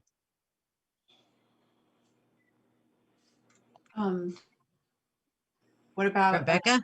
well, can we just, Rebecca Borer, would you like to like go over the points that you've arrived at, and then we could just like see if we want to have a discussion, or just see if we want to kind of like sit on it and think? yeah. Well, Indeed. I would provide, a summarization of, the meeting of last time with Michael Chimides and, what he laid out for us, and basically what we need to do to get an RFP or an RFQ or some sort of hybrid out there, if, if we can do that, in the next 2 to 3 months, if we can do that by March, that would be amazing. So I just wanted to like get the, legwork in so that we can really start this process. And, but I do understand that it is 8 o'clock and, there needs to be room for public comment. And so I am comfortable with doing it next week. But yeah, it is up to everyone else. So Rebecca Wolf, you think I could, I guess what I'm trying to say is that if I tried to break it down for you, we'd still be sitting through a 10-minute I see. So you're saying it's not, there's nothing, I thought you had like a, I don't know, some bullet points that you. I do, but it's almost like, yeah, well, maybe you can just distribute them before our meeting next week, so that we can come into that, because it's the development meeting, and you're talking about getting kicking us into high gear with development goals, and that seems really appropriate. So like, how about if you send them to us, and then cool. So I'll send what I've kind of figured out here to the rest of the board, and then the public will be able to see it next week. Is that where we're at? Yeah. Because I mean, one of the things It's listen, it's a public meeting. These meetings, all these advisory meetings will all be public. I know, and I guess this is the big thing is that, one of just so you know, sorry. Our project goals is to have public input on this every step of the way, right? Yeah. So are you worried about distributing this information non-publicly? Because if you are, just no, no, I'm not worried about that. I Oh, mean, no. It's not in any way our project goals. It is the first step draft for us to have our project goals laid. Yeah, exactly. Exactly. Yeah. So I think it's fine if you just email it to everybody, and then we'll talk about it next week. Okay, great. Yeah, we use it as a baseline for for this kickoff of our conversation next week. Though we do have to set aside time to also talk about the M&T bank proposals. So we have to do both of those next week. We don't have to finalize because we've got the week after that too. We are going to be doing these every week. All right. Does anyone have any other comments regarding that? Yes, I do. Okay. No, I want to backtrack real quick, Marie. Claire. Yes. Claire? Yes, I'm here. Okay, yeah, I agree with you totally about how we can come to a meeting of the minds and try to figure something out. But, nothing for nothing. That's not a Bliss Tower problem. That should be a mayor's problem. My thoughts. He should be trying to figure out something for these kids to do, or somewhere for them to congregate, and not us figure out what we should do or how we can help them. I'm not saying we shouldn't or not like that, but that shouldn't be our priority for us. I mean, I hear what you're saying, but it's definitely a community effort. We can't put that on the mayor. And I think that us as advocates and neighbors, aside from board members and commissioners, I think that that's where I was suggesting it from, not as a board member, as a neighbor. That's all. No, I'm just trying to get an understanding with you. Don't get me wrong. Yep. And Rafonda, I have a question for you. It seems like anytime I make a comment, you have something negative to say. First and foremost, okay, I think so. I'm going to say this. I'm getting tired. I've been holding this, and every time I confront someone about this, it's save it. Talk to the, no, I'm getting tired of that because I'm a tenant here first. Okay, I'm a tenant here as well. Okay, and I see as a tenant the problems that go on in this building. So me coming and presenting this out to everyone shouldn't be a I'm lying. Did anybody ask you? Did anybody say something to you, Tim? I'm a tenant here, and yes, I see the problems that's here. So I don't see why every time I make a comment, you got to get Tim to co-sign what I say. Because from what I hear from the tenants, they have a very good relationship with Tim. They do not have a good relationship with you. So if there is an issue going on, I would think that they would have addressed it to Tim. That's why. It's never nothing negative. I want to hear from Tim where the people tell me that they have a good relationship with. Is Tim. So I would think Tim would know any problem that is going on in that place because Tim is the only one that they are comfortable with talking with. No one else. And that's fine. But I don't feel that, that it's fair that you make me feel like you trying to cover my throat, And it's been like that from the day you sat down and said you was a member of this board. Robert, you and I never had an issue until I got on this board. You and I had a wonderful relationship. We never had an issue until I got on the board and I started seeing how you were treating my people. And that is it. So I treat everyone the same way. If you are a negative tenant in that building, yes, I'm going to present it to the board. I'm going to present it to Tim and whoever else that I need to present it to. The people that complain that don't like me, I would bet $1 to a donut on the tenants that are problematic. I would bet that. I would bet my life on that.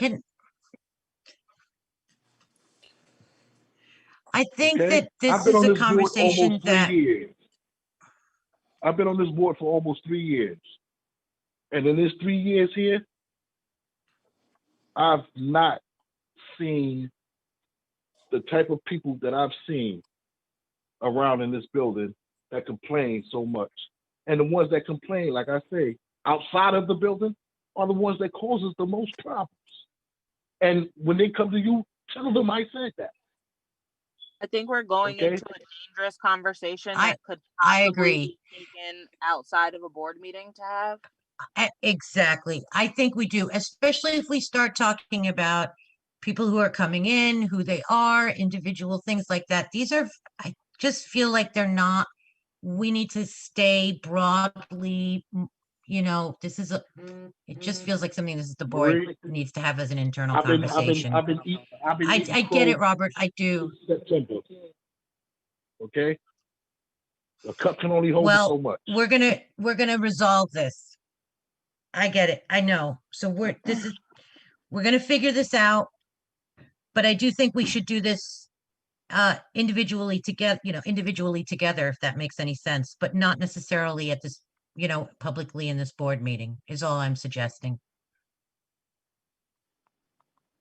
If that's okay. I'm done for tonight. With the board. Okay. Thank you, Robert. You're welcome. All right. So, on that note, is there anybody in the public that has, or guests that would like to make a comment? Do we have anybody in the public or any of our guests who would like to make a comment? I do. Hi, Tiffany. Okay. Good evening, everyone. I would just like to applaud all the young women of the board. Been sitting here listening, and you guys are doing an awesome job. And you guys are like role models for my children, grandchildren, all of the above. And I'm just listening, and it just sounds like who's working as a team and who's not. And I applaud you all that are working as a team to move forward and get what the people need.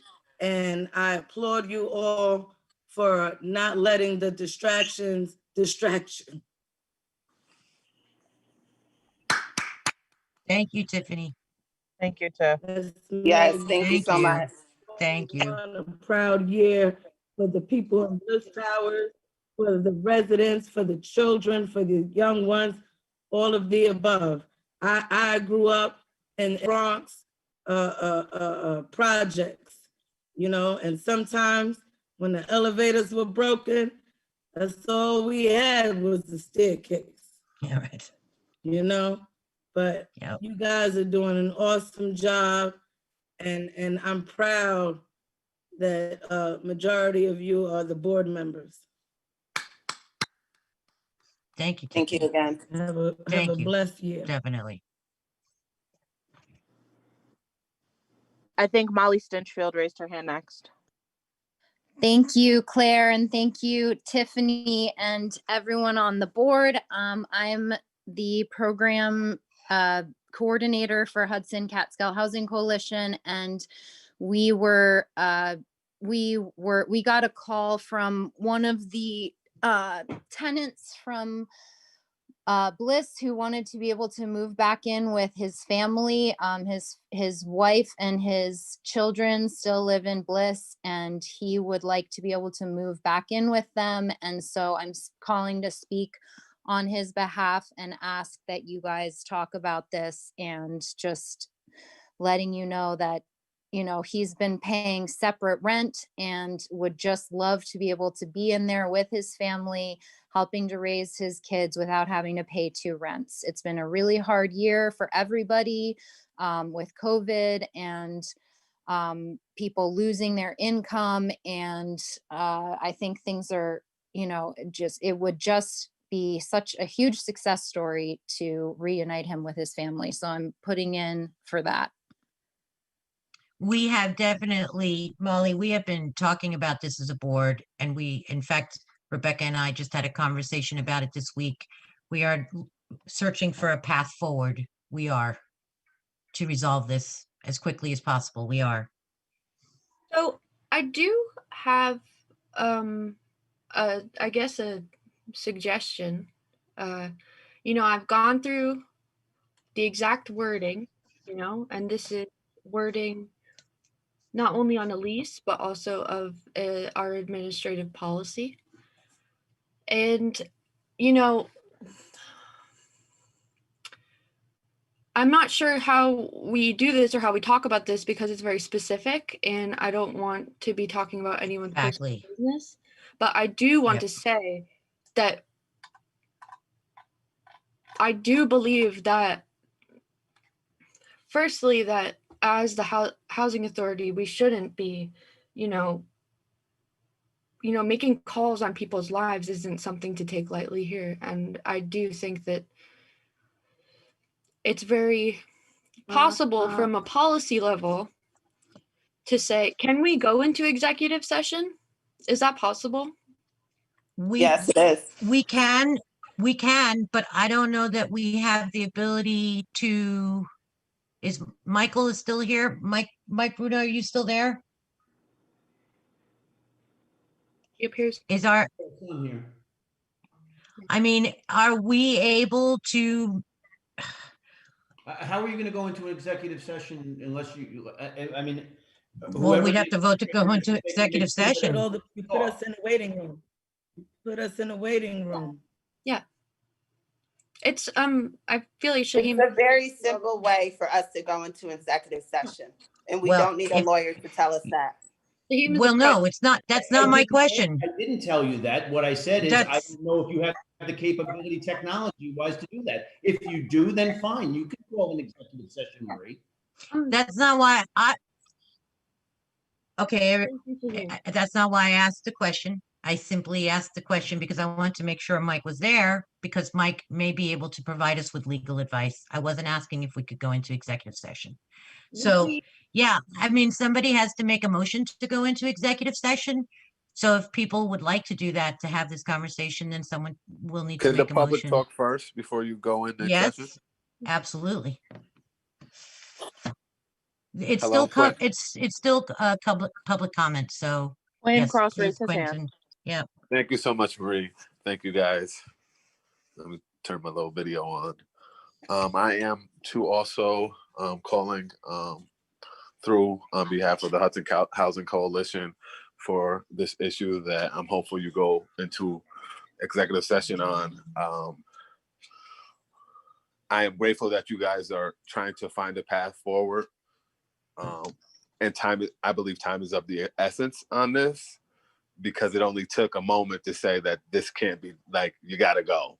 So the speed at which you said you gotta go, you can return someone.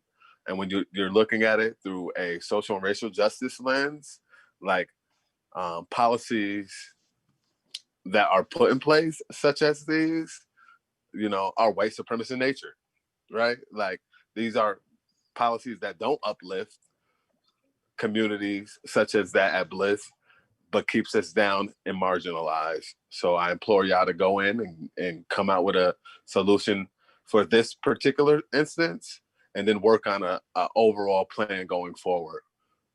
This young man needs to be with his kids. And I know there's some issues around that. You can get through it. You can make it happen. You are the policy. As I said earlier to a few of you, you are the policy. Like, it's not one of those situations where, you have to figure it out. It's you make the decision. So I thank you so much for your time. Thank you so much for all you are doing. But this is a moment right here where the rubber hits the road. This is a moment right here where you could just show. Thank you so much. So does someone want to make a motion to go into executive session then? Ask a question as well, because if there are members of the family here, could we allow for them to join us in the executive session? I mean, they can. They can't stay, but they can, if they wanted to say something, they could. Tom? Anybody. Yeah, Tom, hi. With a vote of the board, you can allow anybody you'd like into the executive session. Okay, all right, so yes, the answer is yes. So if there are family members here that would like to join us in the executive session, I guess I would say maybe I'd send a chat to the host. I'm now the host of the meeting. Okay. Don't raise your hand though. Send a chat so that it's still private to Rebecca. And sending a private chat, I think you just press the 3 little dots at my name. And it's just, oh wait, is that? So is the person joining us through chat? No, they're going to be on the Zoom call, but they have to identify themselves to Rebecca so she can approve it. I get it. I got it. Okay. But once we have clarity on that, I'm comfortable making a motion to go into executive session. Okay. I'll make a motion. I'll second. Okay. Are you ready, Rebecca? Yes, I am ready. But the only thing is that I have not hosted a Zoom meeting before. So just there might be like 1-2 minutes, just me figuring this out. Oh, thank you.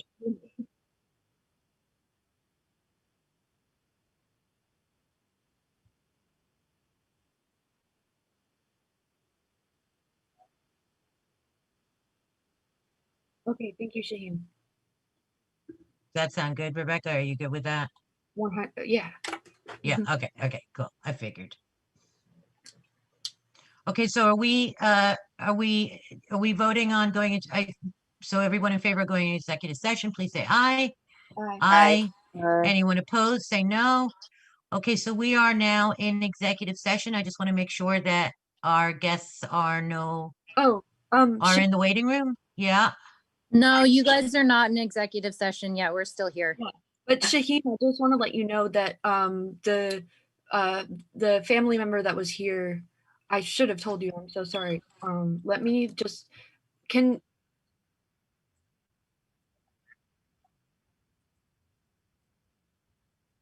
thank you, Shaheen.